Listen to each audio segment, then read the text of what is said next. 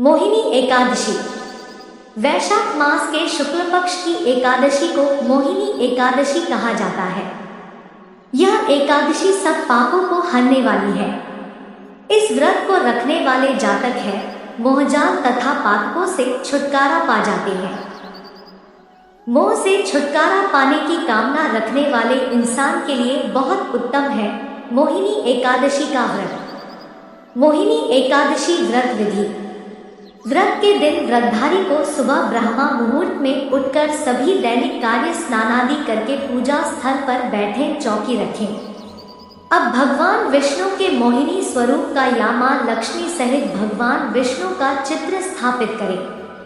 उनके सामने हाथ जोड़कर व्रत का संकल्प लेकर पूजा शुरू करें। घी का दीपक जलाकर धूप, दीप, नैवेद्य, पुष्प, अक्षत और प्रसाद चढ़ाएं। अब भगवान विष्णु को भोग लगाएं। अब भगवान विष्णु के मोहिनी स्वरूप की कथा सुने या पढ़ें। इसके बाद भगवान विष्णु की आरती करें। व्रती भगवान के भोग के लिए तुलसी दल अवश्य शामिल करें, क्योंकि बिना तुलसी के विष्णु भगवान भोग स्वीकार नहीं करते हैं। इसके बाद पूरा दिन फलाहारी व्रत रखें। अगले दिन पारण के लिए शुभ मुहूर्त में पारण करके व्रत को तोड़ें। जरूरतमंद को भोजन कराकर अन्न ग्रहण करें। मोहिनी एकादशी व्रत कथा। यह कथा महर्षि वशिष्ठ ने श्री रामचंद्र जी से कही थी। एक समय श्री राम बोले कि हे गुरुदेव, कोई ऐसा व्रत बताइए जिससे समस्त पाप और दुख का नाश हो जाए। मैंने सीता जी के वियोग में बहुत दुख भोगे हैं। महर्षि वशिष्ठ बोले, हे राम, आपने बहुत सुंदर प्रश्न किया है। आपकी बुद्धि अत्यंत शुद्ध तथा पवित्र है। यद्यपि आपका नाम स्मरण करने से मनुष्य पवित्र और शुद्ध हो जाता है, तो भी लोकहित में यह प्रश्न अच्छा है।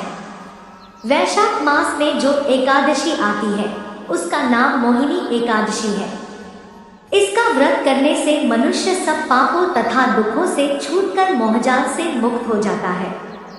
मैं इसकी कथा कहता हूँ, ध्यानपूर्वक सुनो।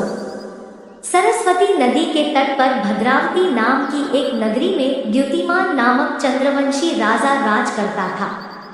वह धन धान्य से संपन्न व पुण्यवान धनपाल नामक वैश्य भी रहता है। वह अत्यंत धर्मालु और विष्णु भक्त था। उसने नगर में अनेक भोजनालय, प्याऊ, कुएं, सरोवर, धर्मशाला आदि बनवाए थे। सड़कों पर आम, जामुन, नीम आदि के अनेक वृक्ष भी लगवाए थे। उसके 5 पुत्र थे, सुमना, सद्बुद्धि, मेधावी, सुकृति और धृष्टबुद्धि। इनमें से 5वां पुत्र धृष्टबुद्धि महापापी था। वह पितर आदि को नहीं मानता था।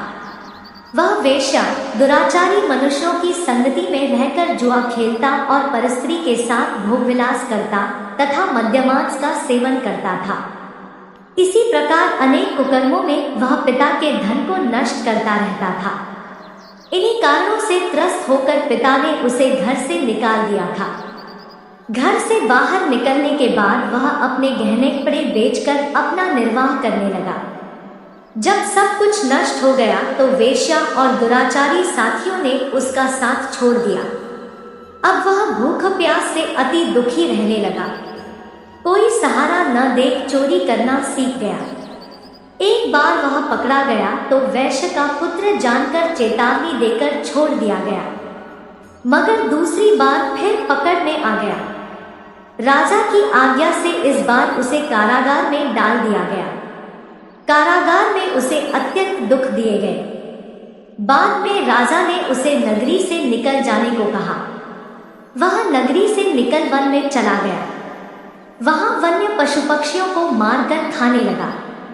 कुछ समय पश्चात वह बहेलिया बन गया और धनुष बाण लेकर पशु पक्षियों को मार मार कर खाने लगा।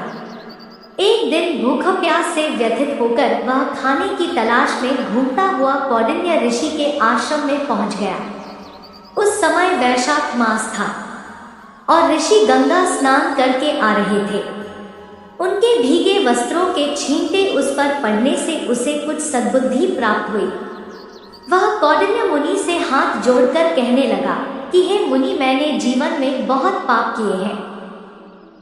आप इन पापों से छूटने का कोई साधारण बिना धन का उपाय बताइए। उसके दीन वचन सुनकर मुनि ने प्रसन्न होकर कहा कि तुम वैशाख शुक्ल की मोहिनी नामक एकादशी का व्रत करो, इससे समस्त पाप नष्ट हो जाएंगे। मुनि के वचन सुनकर वह अत्यंत प्रसन्न हुआ और उनके द्वारा बताई गई विधि के अनुसार व्रत किया। इस व्रत के प्रभाव से उसके सब पाप नष्ट हो गए और अंत में वह गरुड़ पर बैठकर विष्णुलोक हो गया।